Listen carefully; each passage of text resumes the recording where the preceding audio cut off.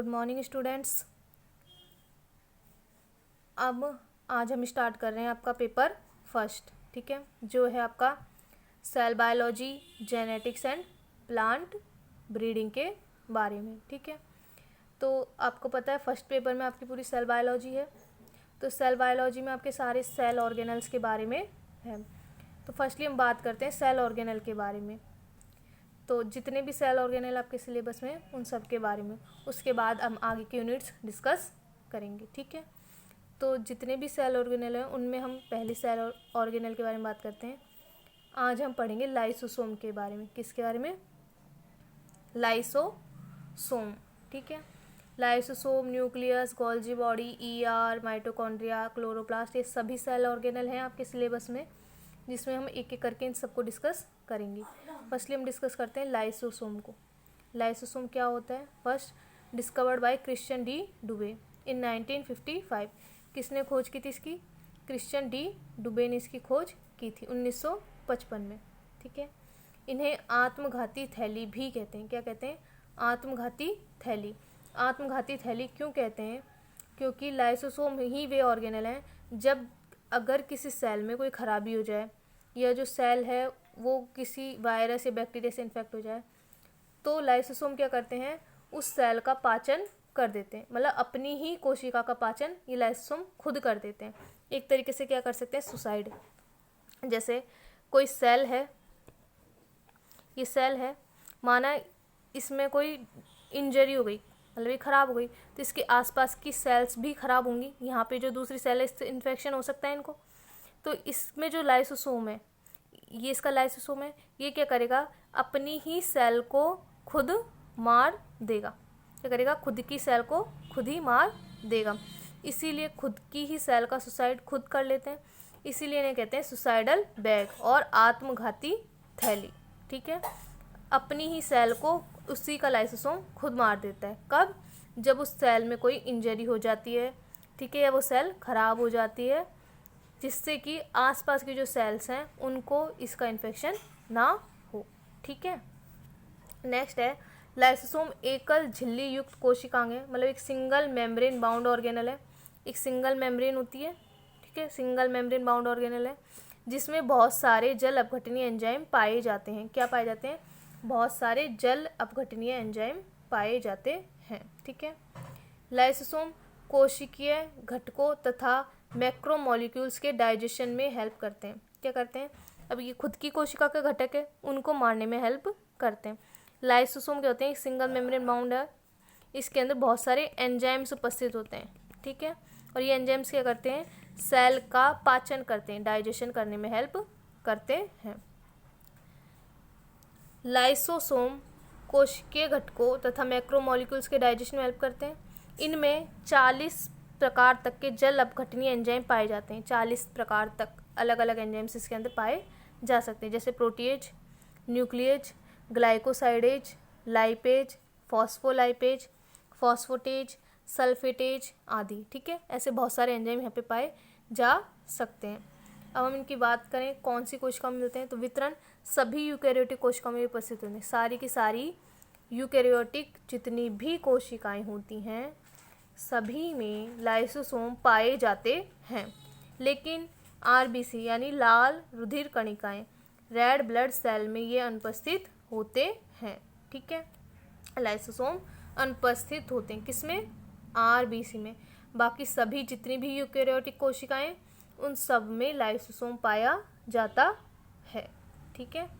अगर हम इसके आकार की बात करें, साइज की और शेप की, तो अलग अलग कोशिकाओं में इनकी जो आकार हो सकता है, किसी में बड़े हो सकते हैं, किसी में छोटे हो सकते हैं, ठीक है। इनकी शेप भी अलग अलग हो सकती है। जनरली इस तरह से गोल और एक सिंगल मेम्ब्रेन है ना, सिंगल मेम्ब्रेन बाउंड ऑर्गेनल होते हैं, ठीक है। पर इनका जो साइज है बड़ा छोटा अलग अलग ऑर्गेनल में अलग अलग हो सकता है। तो जनरल जो इनका साइज होता है वो होता है 0.2 माइक्रोन से 0.8 माइक्रोन तक। कितना? 0.2 से 0.8 माइक्रोन तक का इनका साइज पाया जाता है। सबसे बड़े लाइसोसोम किस में मिलते हैं? किडनी यानी वृक्क और WBC श्वेत रुधिर कणिकाओं में सबसे बड़े आकार के 5 माइक्रोन तक के लाइसोसोम पाए जा सकते हैं। ठीक है, साइज की हमने बात कर ली। लगभग 0.2 से 0.8 माइक्रोन तक का लाइसोसोम का साइज पाया जाता है। ठीक है, और किडनी और WBC में लाइसोसोम का साइज 5 माइक्रोन तक का हो सकता है। लाइसोसोम, अब ये जो लाइसोसोम है ये सिंगल मेम्ब्रेन बाउंड है, इसके अंदर 40 से अधिक प्रकार के एंजाइम्स हैं। इतना आपके समझ में आया। अब ये जो जितने भी एंजाइम्स हैं लाइसोसोम के अंदर, जितने भी एंजाइम पाए जाते हैं, ये सब एंजाइम सक्रिय रह सकें, ये एंजाइम ठीक रह सकें, खराब ना हो, इसके लिए यहाँ पे ज़रूरत होती है पीएच जो हो कैसी, अम्लीय। अम्लीय मतलब 7 से कम, अम्लीय मतलब 7 से कम। 7 पे पीएच उदासीन और 7 से ज़्यादा क्षारीय पीएच होती है। तो जो लाइसोसोम के अंदर एंजाइम्स हैं उनको ठीक रखने के लिए लाइसोसोम के अंदर की पीएच 5 से तक होती है, यानी एसिडिक पीएच यहाँ पर ज़रूरी होती है, जिससे इसके अंदर जितने भी एंजाइम्स हैं वो सारे सही रूप से रह सकें या ख़राब ना हो। तो लाइसोसोम के अंदर की पीएच लगभग 5 तक होती है। ठीक है, 5 मीन्स एसिडिक हो गई, क्योंकि इसमें पाए जाने वाले जल अपघटनी एंजाइम के लिए एसिडिक पीएच की ज़रूरत होती है। क्यों? क्योंकि इसमें जितने भी एंजाइम हैं वो सब केवल एसिडिक पीएच पर ही ठीक प्रकार से रह सकते हैं। लाइसोसोम के साइज व आकार में विभिन्नताएं पाई जाती हैं। हमने अभी बात की इसके साइज और आकार के बारे में, तो इसमें सिर्फ साइज होता है, आकार होता है, उन सब में विभिन्नताएं पाई जाती हैं। ठीक है, नेक्स्ट हम देखते हैं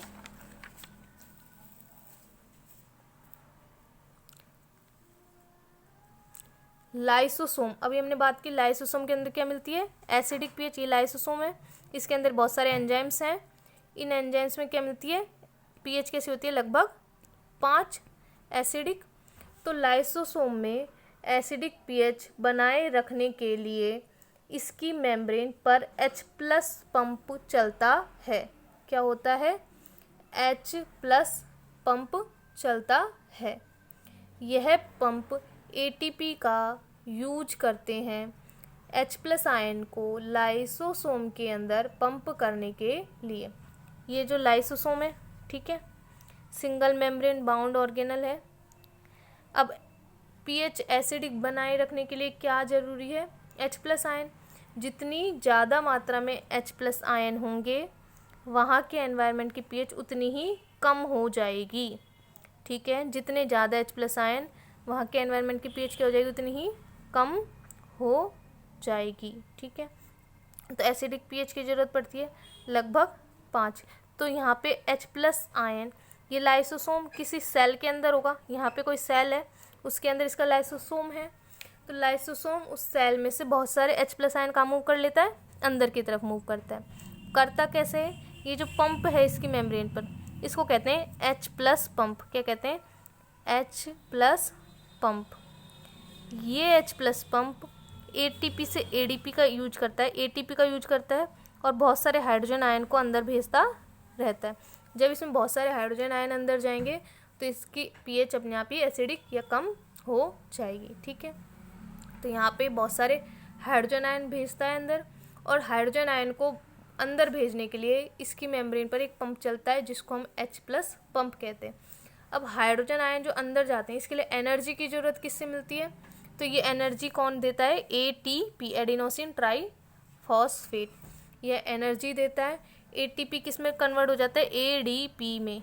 ठीक है, और लाइसोसोम के अंदर पीएच एसिडिक रहती है। ठीक, नेक्स्ट अगर हम बात करें लाइसोसोम कैसा है, तो ये लाइसोसोम है, सिंगल मेम्ब्रेन बाउंड है। इसके अंदर बहुत सारे लाइसोसोमल मेम्ब्रेन हो गई, यहाँ पे बीच में घना मटेरियल दिखता रहता है, ये सब एंजाइम्स के कारण ही होता है। और इसमें बहुत सारे हमको पार्टिकल्स नज़र आते हैं, ये सब एंजाइम्स वगैरह हैं, थोड़े बहुत पार्टिकल, और बीच में हमको ये डेंस मटेरियल या घना मटेरियल हमको दिखाई देता है। ठीक है, ये हो गया। अब नेक्स्ट हम बात करते हैं लाइसोसोम कितने प्रकार के होते हैं। ठीक है, तो आपको आपकी बुक में अलग अलग बुक में अलग अलग दे रहे हैं। किसी बुक में बताए होंगे कि आपको लाइसोसोम 2 प्रकार के होते हैं, कहीं कहीं आपको बुकों में देखने को मिलेगा कि लाइसोसोम 4 प्रकार के होते हैं। तो हम ये चारों की बात करते हैं। तो जिन बुक में 2 लिख रहा है वो भी गलत नहीं है, जिनमें 4 लिख रहा है वो भी गलत नहीं है। हम चारों की बात कर लेते हैं कि चार लाइसोसोम कितने प्रकार के होते हैं। तो निम्न प्रकार के होते हैं। पहला होता है प्राइमरी लाइसोसोम, ठीक है, कौन सा, प्राइमरी। सेकंड में होता है सेकेंडरी लाइसोसोम, द्वितीयक लाइसोसोम जिसको हम कह सकते हैं, ठीक है। एक होती हैं स्वभक्षी धानियाँ, क्या होती हैं, स्वभक्षी धानियाँ। नेक्स्ट होती हैं रेसिडुअल बॉडीज, रेसिडुअल बॉडीज, इसकी हिंदी में आपको बता दूंगी। तो चार प्रकार के होते हैं, प्राइमरी लाइसोसोम, सेकेंडरी लाइसोसोम, स्वभक्षी धानियाँ। इनको हम ऑटोफेजिक वैक्यूल्स के नाम से भी जानते हैं, ठीक है। स्वभक्षी धानियाँ और रेसिडुअल बॉडी, चार प्रकार। कहीं कहीं आपको बुक में केवल दो, प्राइमरी लाइसोसोम और सेकेंडरी लाइसोसोम, इस तरह से ही देखने को मिलेगा। कहीं कहीं पे आपको ये चारों नाम भी दिखाई देंगे। तो हम बात करते हैं प्राइमरी लाइसोसोम की, ठीक है। तो प्राइमरी लाइसोसोम क्या होते हैं, इनको क्या कहते हैं, इनका दूसरा नाम होता है स्टोरेज ग्रैन्यूल्स। क्या होता है, स्टोरेज ग्रैन्यूल्स, ठीक है। प्राइमरी लाइसोसोम में उपस्थित एंजाइम किसके द्वारा संश्लेषित होते हैं, राइबोसोम। प्राइमरी जो लाइसोसोम है उसमें जितने भी एंजाइम पाए जाते हैं उनका संश्लेषण राइबोसोम के द्वारा होता है। किसके द्वारा होता है, राइबोसोम के द्वारा होता है। प्राइमरी लाइसोसोम में डाइजेशन के लिए एंजाइम नहीं पाए जाते हैं। क्या नहीं होते, डाइजेशन के लिए एंजाइम नहीं पाए जाते। अब आपको एक बात समझ में आ गई कि लाइसोसोम क्या करता है, अपनी ही सेल का डाइजेशन कर देता है जब उस सेल में कोई इंजरी हो जाती है, ठीक है। तो जो प्राथमिक लाइसोसोम है उनमें जो डाइजेशन है, यानी वो 40 प्रकार के जो अलग अलग एंजाइम्स हमने बात की हैं, जल अपघटनीय एंजाइम, वो प्राथमिक लाइसोसोम में उपस्थित नहीं होते हैं। वो जो जल अपघटनीय एंजाइम हैं वो कौन से लाइसोसोम में पाए जाते हैं, सेकेंडरी लाइसोसोम या द्वितीयक लाइसोसोम में पाए जाते हैं। कहने का मतलब है जो प्राथमिक लाइसोसोम है वो अपनी ही सेल का पाचन नहीं कर सकता, वो सेकेंडरी लाइसोसोम करते हैं, ठीक है। और प्राथमिक लाइसोसोम में जितने भी जो एंजाइम्स हैं वो कौन संश्लेषित करता है, राइबोसोम संश्लेषित करता है। क्योंकि एंजाइम है इसमें, इसीलिए इनको हम स्टोरेज ग्रैन्यूल्स, संग्रहकारी कणिकाएं, स्टोरेज ग्रैन्यूल्स भी कह सकते हैं, ठीक है। हम बात करते हैं सेकेंडरी लाइसोसोम, अब नेक्स्ट क्लास में देखेंगे हम। Thank you.